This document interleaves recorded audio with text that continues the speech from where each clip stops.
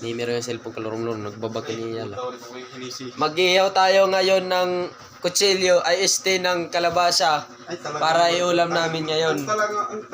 Talo kasi ito sa basketball kanina kaya naglaro kami, nalo kami ng win. Ayan guys. Magtitiros na po tayo ng kalabasa. Sorry guys kasi mapawa dito. Ito po kalabasa po. Yan. Ito po yung kanyang nasa butna. Yan po yung bunga. Yan po. Bungang araw. Ay! Bungang araw sa paglalaro ng basketball. Ayan guys. Tularan niyo ako paano magparot ng hantag. Ay, saksakan ito eh. Ito po yung Uy, naman saksakan. proseso ko paano magparot ng hantag. Ito po. Ganito po siya kaliit. Inaano mo. Ganyan.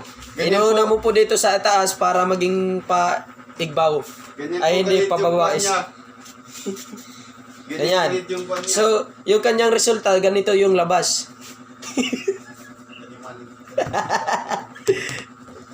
Ganyan guys. Yun. Huwag na kayong masamok.